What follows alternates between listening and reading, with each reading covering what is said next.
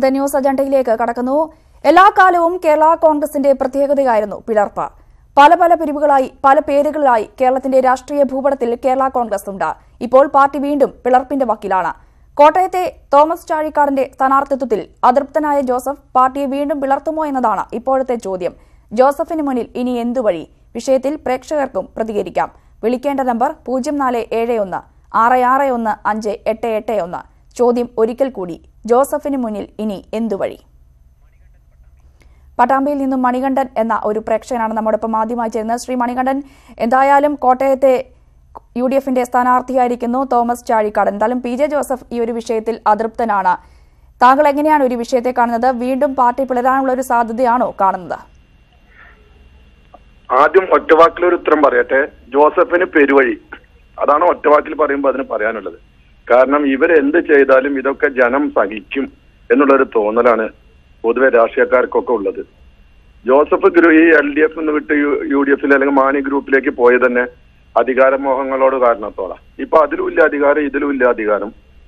അദ്ദേഹത്തിന് ഇനി ഉള്ളത് ആകെ പെരുവഴി. അല്ലെങ്കിൽ മന്ത്രിയായിട്ട് ഇരിക്കുമ്പോ പയ്യും ഇതൊക്കെ മന്ത്രി ഹൗസിൽ തന്നെ കൊണ്ടുവന്ന് പയ്യനൊക്കെ വളർത്തിയിരുന്നില്ല. അതുമാതിരി വീട്ടിലിരുന്ന് പശുവിനൊക്കെ വളർത്തി എന്താ ഇനിയുള്ള കാലം ജീവിക്കായിരിക്കും ഏറ്റവും നല്ലത്. കേരളത്തിലെ ജനങ്ങൾ ഇതൊക്കെ കാണില്ലേ, അതുകൊണ്ട് പറയുന്നതാണ്. ശരി, ഇപ്പോൾ ബാലരാമൂർ നിന്നും ശിവദാസൻ ചേരുന്നു. ശിവദാസൻ എങ്ങനെയാണ് ഈ ഒരു വിഷയത്തെ കാണുന്നത്? പാർട്ടി വീണ്ടും പിളരാനുള്ള സാധ്യതയാണോ ഉള്ളത്?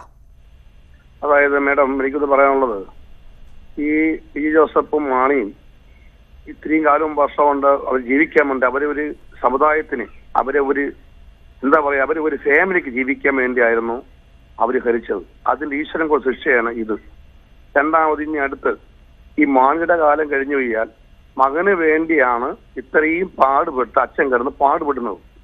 ഇപ്പൊ അദ്ദേഹത്തിന്റെ മകൻ അച്ഛന്റെ കാലം കഴിഞ്ഞവർ പഞ്ചായത്ത് ഇലക്ഷനിൽ പോലും ജയിക്കില്ല. അദ്ദേഹത്തിന്റെ മകൻ എന്താണ് ചെയ്യുന്നത് അവിടെ? പൊളിറ്റിക് പരമായി രാഷ്ട്രീയപരമായി എന്താ ചെയ്യുന്നത്? അദ്ദേഹത്തിന്റെ കുറെ ബന്ധുക്കൾക്ക് ജോലിയും കോളേജിലും കാര്യങ്ങളും അല്ലേ ഈ മാണിയും മോനും ചെയ്തുകൊണ്ടിരിക്കുന്നത്. എത്ര വർഷം കൊണ്ട് ഗവൺമെന്റ് ഖജനാവിൽ പണം കൊണ്ട് പറ്റുന്ന കുടുംബമാണ് ഈ കുടുംബം, ഫാമിലി കുടുംബം എന്ന് പറയുന്നത്. ഈ ജോസഫിനെ ഒതുക്കിയത് ജനങ്ങളല്ല, മാണിയാണ്. ഈ ജോസഫ് സാറിനെ പോലെ ഒരു വ്യക്തി പൊളിറ്റിക് പരമായി നോക്കുമ്പോൾ ഇതിന്റെ ഈ മാണിയുടെ കൂട്ടത്ത് ആരും തന്നെ ഇല്ല. അത് എല്ലാവർക്കും അറിയാം. അങ്ങനെ വീട്ടിൽ ഒതുക്കുന്ന കാര്യം അച്യുതാനന്ദൻ സഖാവ് പോലും അധികാരത്തിനുണ്ട് കൊതി കയറി ഇപ്പം ഭരിക്കുന്നുണ്ട്.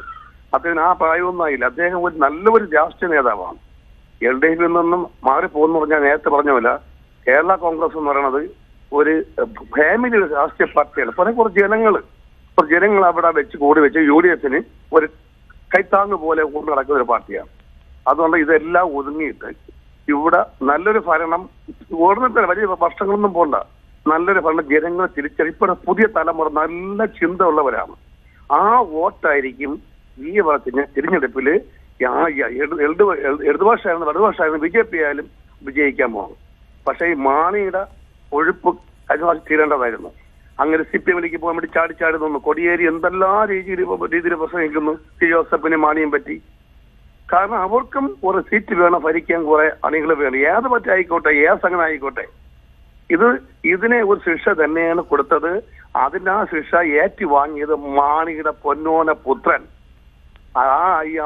അങ്ങനെ മോൻ തന്നെയാണ് ശിക്ഷ അനുഭവിക്കാൻ പോണത്. PJ ജോസഫ് അനുഭവിക്കില്ല. അങ്ങനെ എവിടെ പോയാലും പരിശുദ്ധമായ കൈയാണ്. ഒരു അഴിമതി ഇല്ലാത്തൊരു നേതാവാണ്. ഒരു അഴിമതി ചൂണ്ടിക്കാണിക്കാൻ PJ ജോസഫിനെ കൊണ്ട് പറ്റുമോ?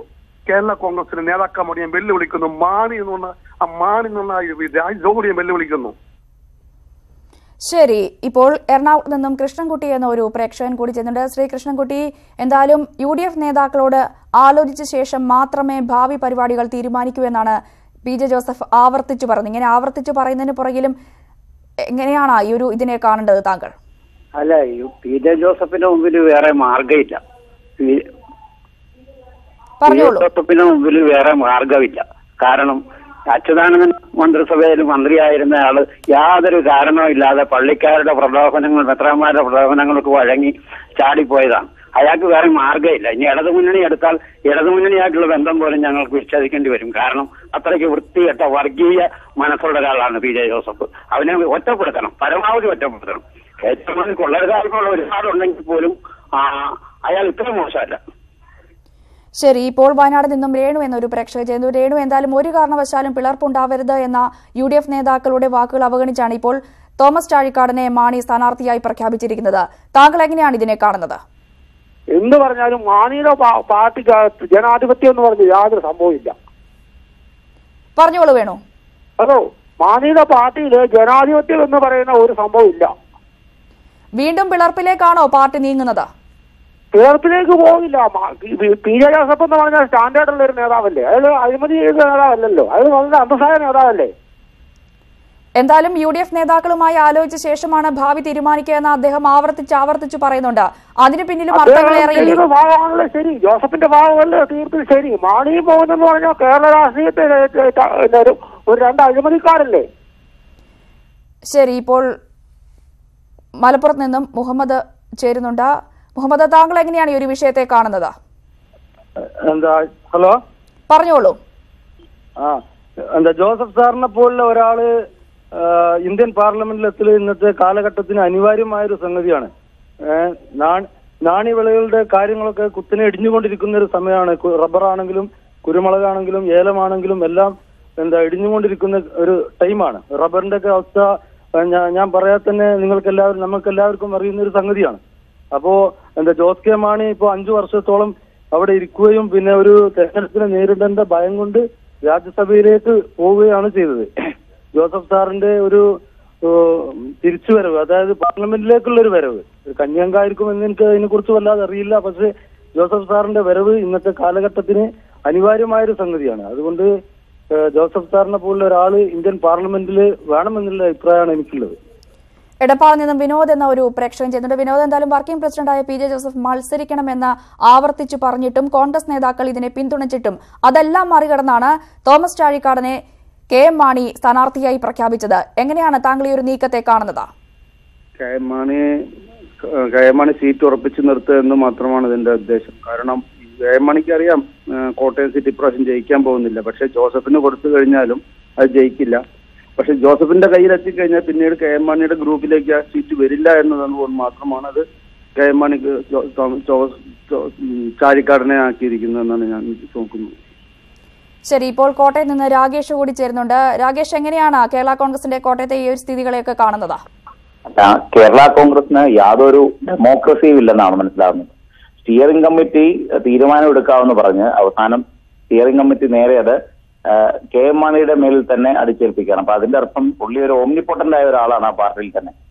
മാത്രവുമല്ല, ഒരു കൊല്ലം ഇലക്ഷൻ ഡിക്ലെയർ ചെയ്യുന്നതിന് 1 കൊല്ലം മുന്നേ കോട്ടയം പാർലമെന്റിനെ ഉപേക്ഷിച്ചു പോയ ഒരാളാണ് ജോസ് കെ മാണി. അപ്പം ഈ കേരള കോൺഗ്രസിന് എന്ത് അവകാശമാണുള്ളത് ഈ സീറ്റിൽ മത്സരിക്കാൻ തന്നെ? അതിൽ ഭേദം ജനാധിപത്യമായ UDFിൽ തന്നെ ഈ സീറ്റ് നൽകണമെന്നാണ് എന്റെ അഭിപ്രായം. എന്തായാലും പ്രശ്നങ്ങളെല്ലാം രമ്യമായി പരിഹരിക്കാൻ കഴിയുമെന്ന് KM മാണി പറയുമ്പോൾ കൂടി പിളർപ്പിന്റെ ഒരു സാധ്യത കാണുന്നുണ്ടോ? അല്ല, ഈ കേരള കോൺഗ്രസ് എന്ന് പറയുന്ന പാർട്ടിയിൽ യുവജനങ്ങൾ എവിടെ ഉണ്ടെന്നാണ് ഞാൻ ചോദിക്കുന്നത്. ഈ പാർട്ടിയിൽ തോമസ് ചാഴിക്കാടനും ജോസഫും മാണിയും ആകപ്പാടെ ജോസ് കെ മാണി എന്ന് പറയുന്ന ഒരു കെട്ടിയിറക്കിയ നേതാവ് മാത്രമാണുള്ളത്. അപ്പൊ ഇതിൽ എവിടാണ് ഡെമോക്രസി ഉള്ളത്? പുതിയ തലമുറ ആരെങ്കിലും ഈ പാർട്ടിയെ പ്രതിനിധിക്കുന്നുണ്ടോ?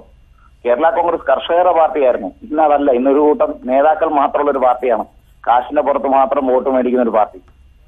ആ നിലയ്ക്ക് കേരള കോൺഗ്രസ് ഒരിക്കലും കോട്ടയത്ത് മത്സരിക്കാൻ പാടില്ല എന്നാണ് എന്റെ അഭിപ്രായം. അതിനുശേഷമേ ജോസഫാണോ KM മാണിയാണോ ജോസ് കെ മാണിയാണോ മത്സരിക്കേണ്ടതെന്ന് തന്നെ ചിന്തിക്കേണ്ടത്. വയനാട് നിന്നും കരുണാകരൻ എന്നൊരു പ്രേക്ഷകൻ ചേരുന്നുണ്ട്. കരുണാകരൻ, പകൽ മുഴുവൻ നീണ്ട നാടകീയ സംഭവങ്ങൾക്കൊടുവിലാണ് രാത്രി ഏറെ വൈകിയും ഒരു വാർത്താക്കുറിപ്പിലൂടെ തോമസ് ചാഴിക്കാടനെ സ്ഥാനാർത്ഥിയായി പ്രഖ്യാപിച്ചുകൊണ്ടുള്ള മാണിയുടെ വാർത്താക്കുറിപ്പ് വരുന്നത്. താങ്കൾ എങ്ങനെയാണ് ഈ ഒരു വിഷയത്തെ കാണുന്നത്? അതായത് നമ്മുടെ ബഹുമാനായ ശ്രീ ജോസഫ് സാറ് ഇടതുപക്ഷ മുന്നണിയില് മാക്സിമം സീറ്റുകളൊക്കെ കിട്ടി മന്ത്രിയായിരുന്ന ആളാണ്. അദ്ദേഹത്തോട് KM മാണി ചെയ്തത് കൊടും വഞ്ചനയാണ്. ഇതുവരെ ചർച്ചകൾ നടത്തിയിട്ട് ആദ്യത്തെ ഒരു സീറ്റ് നമ്മുടെ ജോസ് കെ മാണിക്ക് കൊടുത്തിട്ട് പിന്നെ വരുന്ന സീറ്റില് ജോസഫ് സാറിന് കൊടുക്കാമെന്ന് പറഞ്ഞായിരുന്നു. അങ്ങനെ ചർച്ചകൾ നടത്തിയ അവസരം കൊടും വഞ്ചനയാണ് KM മാണി കാണിച്ചിരിക്കുന്നത്. അതുകൊണ്ട് അതിന് തക്കതായ മറുപടി കോട്ടയത്തെ ജനാധിപത്യ വിശ്വാസികൾ കൊടുക്കുന്നതാണ് എന്റെ അഭിപ്രായം. പുന്നപ്രയിൽ നിന്നും താജുദ്ദീൻ എന്നൊരു പ്രേക്ഷകനാണ് ചേരുന്നത്. താജുദ്ദീൻ, എന്തായാലും PJ ജോസഫിനെ പ്രവർത്തകരുടെ അഭിപ്രായം മാനിച്ചാണ് മാറ്റിയതെന്നും തോമസ് ചാഴിക്കാടൻ മികച്ച ഒരു സ്ഥാനാർത്ഥിയായിരിക്കുമെന്നാണ് KM മാണിയുടെ അഭിപ്രായം. താങ്കൾ എങ്ങനെയാണ് ഈ ഒരു വിഷയത്തെ കാണുന്നത്?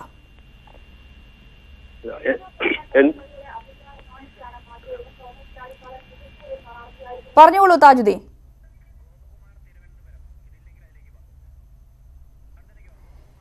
ഗോപകുമാർ എന്നൊരു പ്രേക്ഷകനാണ് ഇപ്പോൾ ചേരുന്നത്. ഗോപകുമാർ, എങ്ങനെയാണ് ഈ ഒരു വിഷയത്തെ കാണുന്നത്?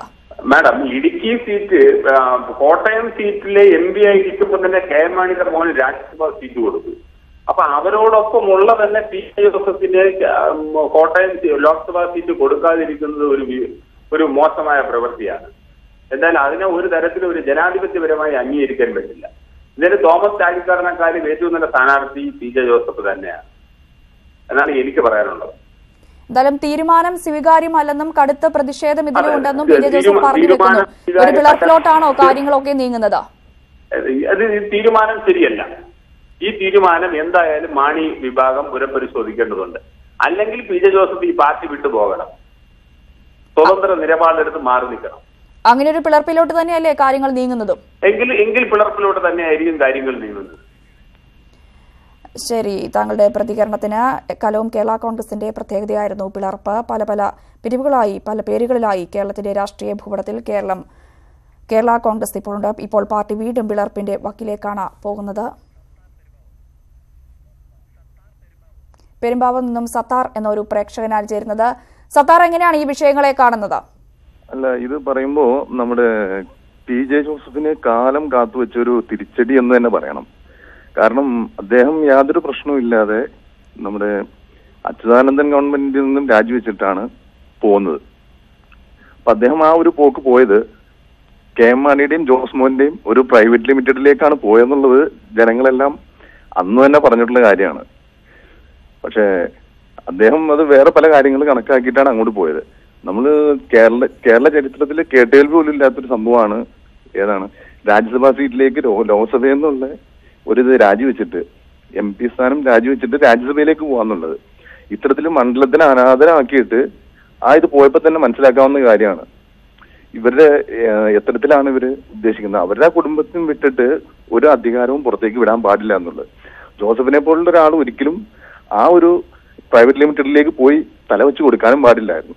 കാരണം മുമ്പ് അനുഭവങ്ങളുണ്ട്. നമ്മുടെ PC തോമസിനെ ഒതുക്കിയത് എങ്ങനെയാണോ അതുപോലെ തന്നെ ഇപ്പൊ PJ ജോസഫിനെ ഒതുക്കാനാണ് KM മാണി ശ്രമിക്കുന്നത്.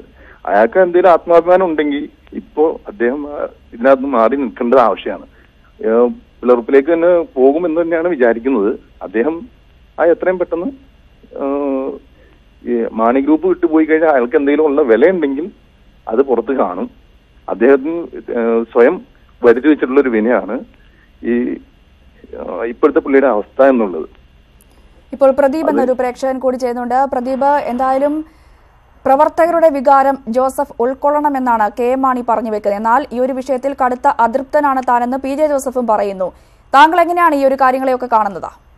നമസ്കാരം. ഇതിലിപ്പോ പ്രവർത്തകർ അതൃപ്തരാണെന്ന് പറയുന്നത് എന്തടിസ്ഥാനത്തിലാണ്? എത്രമാത്രം പ്രവർത്തകർക്കാണ് ഇവർക്കുള്ളത്? നമ്മൾ അതിന്റെ ഒരു സത്യാവസ്ഥ മനസ്സിലാക്കണ്ടേ? ശരിക്കും പറഞ്ഞാൽ ഒരു കമ്മ്യൂണൽ പോളറൈസേഷൻ ഉള്ള ഒരു പാർട്ടിയാണ്. മെത്രാന്മാരും മത നേതാക്കന്മാരുമാണ് ഇതിന്റെ കറക്റ്റ് പുറകിൽ. അവരെല്ലാം പറയുന്ന ആൾക്കാരെ മാത്രമേ കോട്ടയത്ത് നിർത്തി ജയിപ്പിക്കാറുള്ളൂ. പ്രത്യേകിച്ച് മത നേതാക്കന്മാർ, ക്രിസ്ത്യൻ മത നേതാക്കന്മാർ ഈ KM മാണിയുടെ സൈഡിലാണ്. പിന്നെ PJ ജോസഫ് എത്രമാത്രം മഹാനാണെന്ന് ചോദിച്ചു കഴിഞ്ഞാൽ നമുക്കറിയത്തില്ല. ഒരു 4-5 വർഷത്തിന് മുമ്പ് നമ്മളൊന്ന് തിരിഞ്ഞു നോക്കിക്കഴിഞ്ഞാൽ മനസ്സിലാവും. എനിക്ക് ഉറങ്ങാൻ കഴിയുന്നില്ല എന്ന് പറഞ്ഞുകൊണ്ട് ഇവിടെ കിടന്ന് നിലവിളിച്ച് ആ ഡാമിന്റെ വിഷയത്തിൽ പറഞ്ഞ ഒരു വ്യക്തിയാണ്. അത് ഒന്ന്. രാഷ്ട്രീയത്തിൽ അധികാരത്തിന് വേണ്ടി ഇദ്ദേഹം എവിടെയും പോകും. ഇപ്പൊ PJ ജോസഫ് നല്ല ആളോ അഴുക്കാളോ എന്നല്ല, ഇവര് ഒരു സീറ്റിന് വേണ്ടിയുള്ള ഈ വടം വലിക്ക് ശരിക്കും പറഞ്ഞാൽ നിങ്ങളെ പോലുള്ള ഇതായിട്ട് തന്നെ കൊടുക്കണ കഷ്ടമാണ്. കാരണം ഇതൊരു വർഗീയ പാർട്ടി തന്നെയാണ് ഈ കേരള കോൺഗ്രസ്. കാരണം ക്രിസ്ത്യൻ ഓർഗനൈസേഷനായിട്ട് കൂടുതൽ നിൽക്കുന്ന ഒരു മുസ്ലിം ലീഗ് പോലെ ഒരു വർഗീയ ചിന്താഗതി ഉള്ളത് തന്നെയാണ്. അതിനകത്ത് വേറെ ഏത് മതക്കാരാ ഉള്ള? മുസ്ലിങ്ങളോ ഹിന്ദുക്കളോ ആരെങ്കിലൊക്കെ ഉണ്ടോ? അങ്ങനെ ആരുമില്ല. അതൊരു ക്രിസ്ത്യൻ പാർട്ടിയാണത്. അപ്പോ അത്തരം പാർട്ടികൾ സമൂഹത്തിൽ നിന്ന് തുറച്ചു നീക്കപ്പെടണം. ഇവിടെ ജനാധിപത്യമായ ഒരു രാഷ്ട്രീയം വരണം. ഇനി PJ ജോസഫിന്റെയും അതേപോലെ തന്നെ KM മാണിയുടെ കാലം കഴിഞ്ഞാൽ ഈ പാർട്ടി എന്നേക്കുമായി മലർന്ന അപ്രത്യക്ഷമാവും, ഉറപ്പാണ്. ശരി, കോട്ടയത്തെ തോമസ് ചാഴിക്കാടന്റെ സ്ഥാനാർത്ഥിത്വത്തിൽ അതൃപ്തനായ PJ ജോസഫ് പാർട്ടിയെ പിളർത്തുമോ? ജോസഫിന് മുന്നിൽ ഇനി എന്തു വഴിയെന്ന ചോദ്യമാണ് ന്യൂസ് അജണ്ട മുന്നോട്ട് വെച്ചത്. വിളിച്ച എല്ലാ പ്രേക്ഷകർക്കും വളരെയധികം നന്ദി.